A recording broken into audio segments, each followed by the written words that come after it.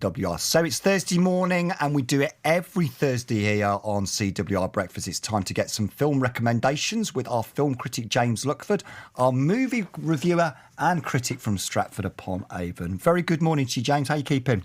Not too bad, thanks. How are you? Yeah, not too bad. It's a while since we've spoken, isn't it? But I bet you're enjoying the nice sunny weather. Are you actually in Stratford this morning or are you out down in London?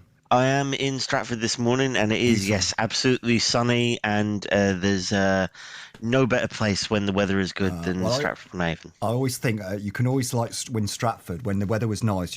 Everyone would leave Coventry. My mum and dad would always take us to Stratford if it was a nice day and you knew you were going up in the world. Right, let's start with your film reviews, James, and we're going to start with the good this morning.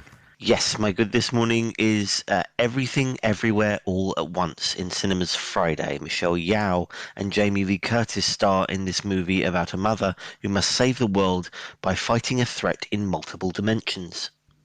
Across the multiverse, I've seen thousands of Evelyns.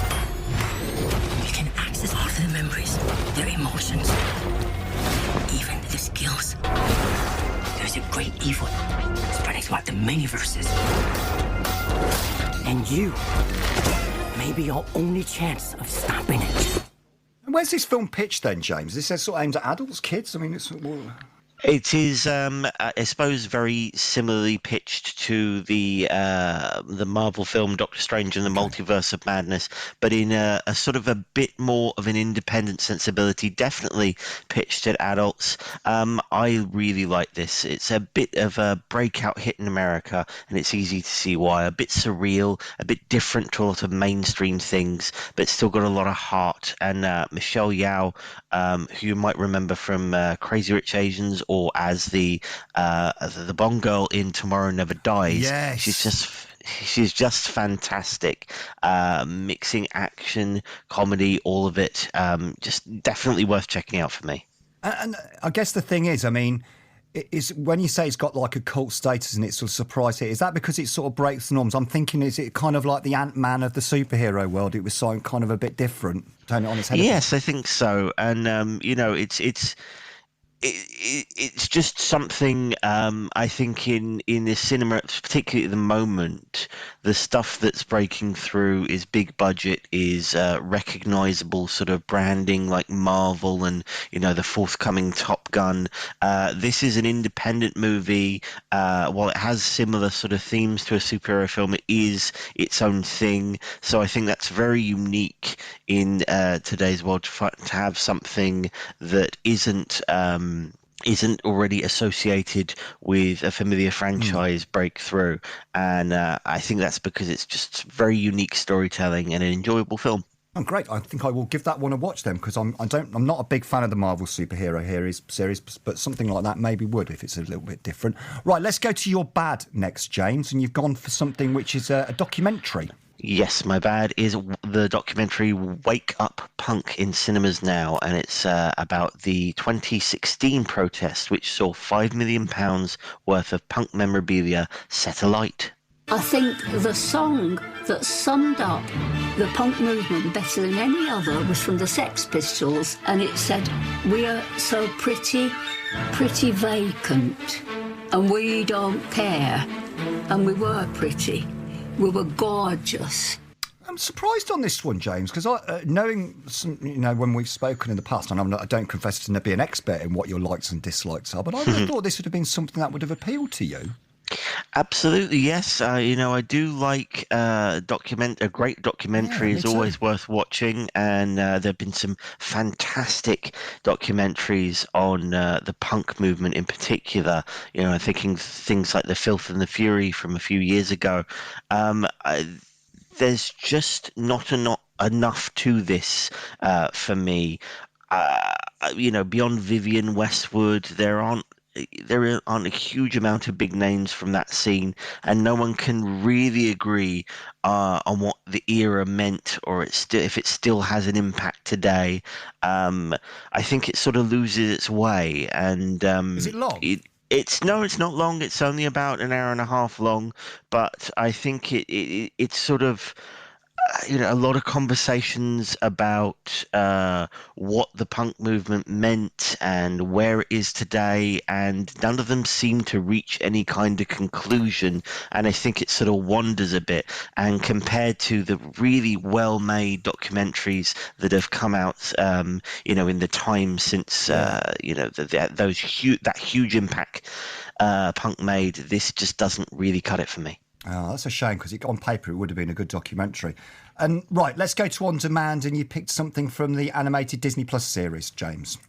Yes, On Demand is Zootropolis on Disney Plus now, an animated Disney film where a bunny cop reluctantly teams up with a con artist fox. Who wouldn't? Hey, Flash, want to hear a joke? No! Sure. Okay.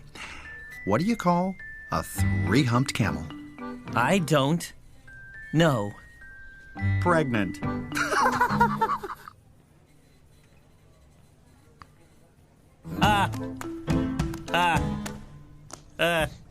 I'll tell you what, James, put the word bunny and cop together, and I think I know what's going to be happening at half term in my house when my niece and nephew come over, because the term bunny and cop in it means this is going to go straight on. Yes, so it's such a lot of fun, great gags, incredible animation, and some really memorable moments. You heard there a scene which is at the sort of the driving center, the DMV in America, but it's sort of a satire of waiting in long line, and the person running the desk is a sloth, so everything takes a long time, and it's one of the standout moments from that movie. But just generally quite a well thought out and very witty movie, very popular 6 years ago when it came out in cinemas. I remember. And I think still holds up now, and one definitely, as you say, for the whole family to throw on when you've got young movie fans on, and I think some older ones will enjoy it as well. That's the beauty of a good animated movie, isn't it? Catching the James, while I've got you, I just wanted to quickly ask you, they've announced this week they're doing a Dirty Dancing remake. They're doing Dirty Dancing 2. Should that be things like that can be confined to the past, do you think, or is that it's a difficult one, because we've got it is what people are sort of looking for. We had the Ghostbusters return last year. We have Tom Cruise coming back after 36 years to the role he made famous in Top Gun Maverick in a couple of weeks.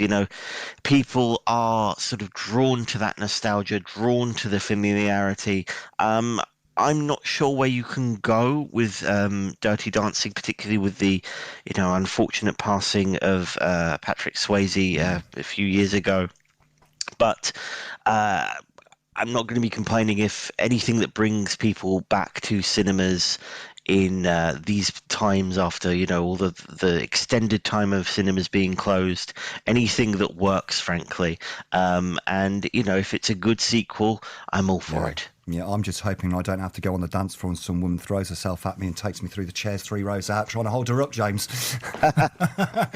Great stuff. That's James with their film reviews as well. So Zootropolis on Demand. Thanks very much, James. Enjoy the sun in sunny Stratford this morning. Take care. That's James Luxford. Zootropolis on Demand. Now, Wake Up Punk is the documentary, which James says probably give a wide berth. But if you like your punk and punk documentaries, it may be something you might want to give a go. And his good recommendation is in the cinemas from Friday, starring Michelle Yeoh, who she was in the James Bond, if you remember. And it's called Everything Everywhere All at Once. James will be back next Thursday. Right, it is a gorgeous morning out there.